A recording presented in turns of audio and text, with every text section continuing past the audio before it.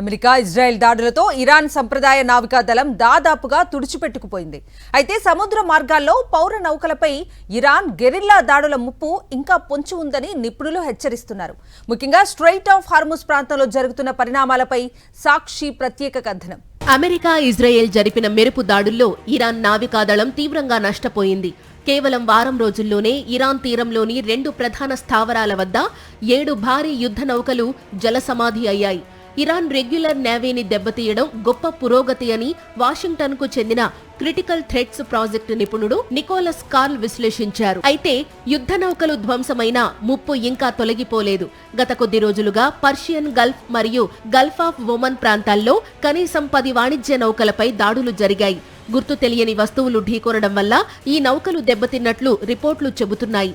ఇవి ఇరాన్ ప్రయోగించిన నావికా డ్రోన్లు లేదా పేలుడు పదార్థాలతో కూడిన చిన్న బోట్లు అయ్యే అవకాశం ఉందని అనుమానిస్తున్నారు. తాజా శాటిలైట్ చిత్రాల ప్రకారం ఇరాన్ పాలిట సింహ స్వప్నంగా మారిన రివల్యూషనరీ గార్డ్ స్థావరాలపై అమెరికా గురిపెట్టింది.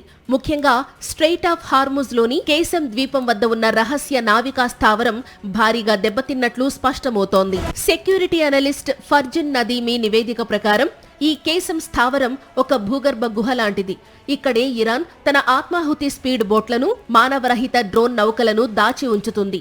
ఈ అండర్ గ్రౌండ్ ఇన్ఫ్రాస్ట్రక్చర్ ను అమెరికా దళాలు టార్గెట్ చేశాయి. ఇరాన్ తన రెగ్యులర్ నేవీని కోల్పోయినా రెవల్యూషనరీ గార్డ్స్ వద్ద ఉన్న ఈ చిన్న చిన్న స్పీడ్ బోట్లు అంతర్జాతీయ ఇంధన రవాణాకు ఇంకా సవాలుగా నిలుస్తున్నాయి. పర్షియన్ గల్ఫ్ లో నౌకల ప్రయాణం సురక్షితం కావాలంటే ఈ గెరిల్లా దళాలను కూడా పూర్తిగా నిర్వీర్యం చేయాల్సి ఉంటుందని సైనిక నిపుణులు భావిస్తున్నారు. అటు ఇజ్రాయెల్ వైపు ఇరాన్ క్షిపణి దాడులు, ఇటు ఇరాన్ స్థావరాలపై అమెరికా వైమానిక దాడులతో పశ్చిమాసియా మంటల్లో చిక్కుకుంది. ఈ పరిణామాలు ప్రపంచ ఆర్థిక వ్యవస్థపై ఎలాంటి ప్రభావం చూపుతాయో చూడాలి.